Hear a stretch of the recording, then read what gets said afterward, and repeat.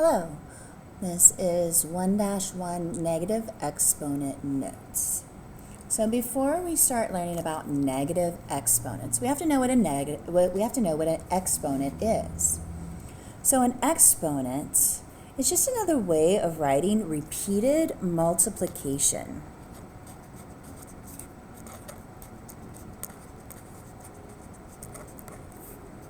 Okay. And this repeated multiplication, we can write it in a smaller form with an exponent, and it can represent very large numbers. Now, an example of repeated multiplication would be 4 times 4 times 4 times 4 times 4. Writing those over and over again is a bit obnoxious. So in order to simplify the process, we have a base and an exponent. The base would be the number we wrote over and over again. So in this case, it is 4. The base is the whole number. Now your exponent is the number of times we wrote 4 and multiplied it down, and that was 5. We wrote it down 5 times. And we write that 5 smaller, like a little top hat. So this reads 4 to the 5th power and not 45. Okay? So now that we have a little background on what an exponent is, okay, well, the opposite of an exponent is a negative exponent. Opposites. And we deal with opposites a lot in math. So our negative exponents. There we go. So unlike exponents, which is repeated multiplication, negative exponents is repeated division. And it can represent small numbers. Let's check out our chart here. So over here on the left, we have the base of 10, and then we have an exponential form starting at 10 cubed all the way down to 10 to the negative 3rd power. Now the first two they expanded out for you, and then we're going to write it in standard form, which is the form we normally see numbers in.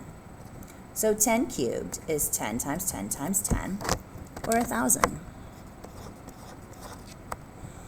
10 squared is 10 times 10, or 100. These next two we're going to give a little more attention to. 10 to the 1st power.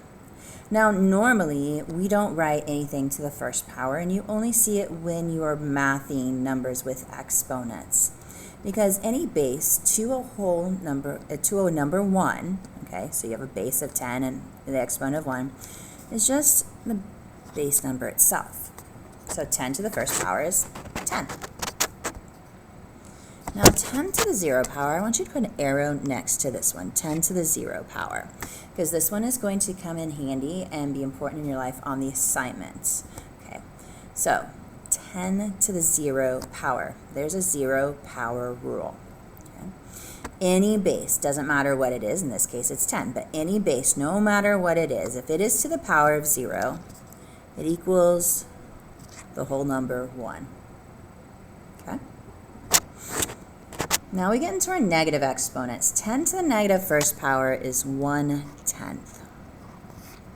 10 to the negative 2nd power is 1/100th. And 10 to the negative 3rd power is 1/1000th. And as you'll notice, as you go down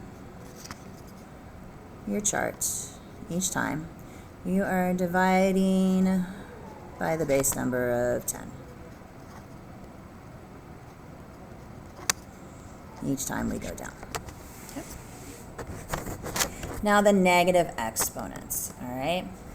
There is a definition for negative exponents, and it goes like this, okay? So anytime we have an expression with a base and a negative exponent, we're going to want to, unless we are specifically told otherwise, you see negative exponent, we are always going to want to rewrite it with a positive exponent. Always, always, always. So when you see a negative exponent in a whole number, we're going to think fraction. So your whole number becomes your denominator, or your bottom number of your fraction. And if you only have one base, you put it under a 1.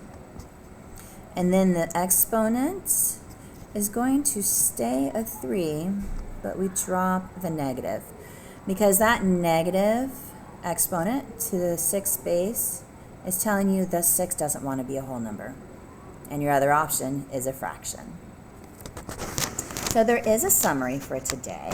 Okay, and your summary goes like this. When you have a negative exponent,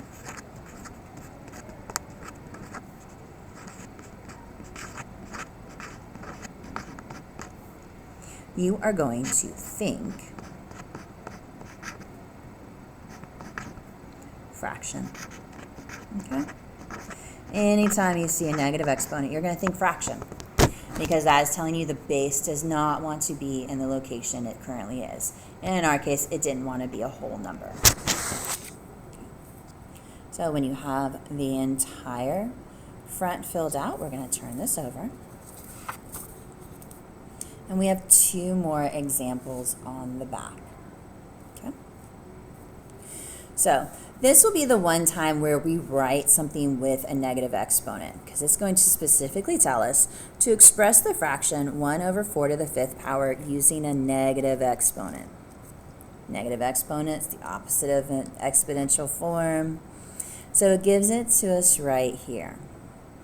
So we have 1 over 4 to the 5th power. Now when you have a fraction and you want to write it into a negative exponential form, your whole number is your denominator, in our case 4. And in fraction form, your exponent is a positive 5, but because we're going from a fraction to a whole number, your exponent gains back its negativity and it becomes 4 to the negative 5th power. Again, this is the only time you will leave something in exponential form in a negative exponent form, when you're specifically told to do so. Now, our example 3. Okay. We are going to notate this description here, and the notation we do for this description of this sentence here is going to become important in your life on your assignment for number 12. So you're going to want to notate this. It says an expression in its simplest form.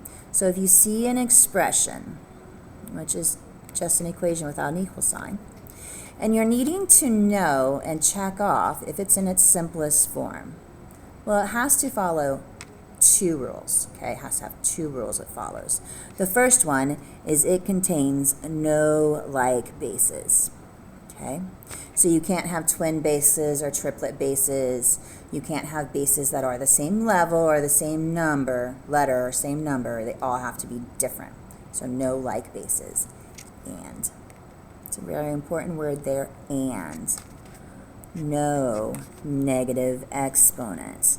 So to be in simplified form, your expression has to have no like bases, which means no twins, no triplets. It can only have one base, one of any one base, okay?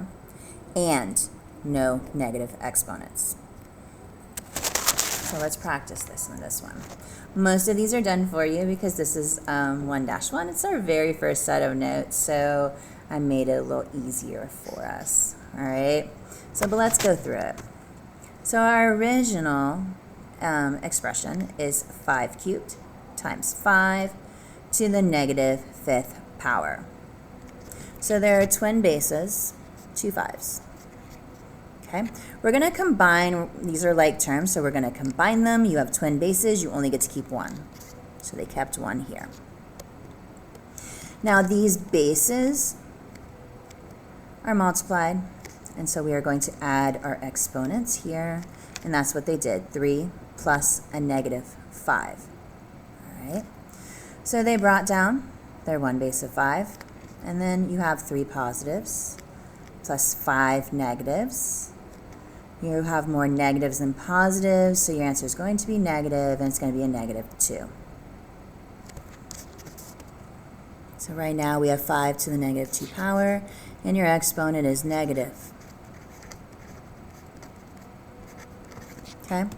So now at this step here, we have no like basis. Okay? Just the 1. But we still have a negative exponent. And I told you on the front, if you see a negative exponent, we are supposed to think fraction. So we turn this whole number 5 into a fraction of 1 over 5 squared. Because once you turn that whole number into a fraction, it becomes the bottom of the fraction. And the exponent loses its negativity. So we can write that one more time. 1 over 5 squared. Okay? And most of the time, you are going to stop here. Okay? Most of the time, you will stop here.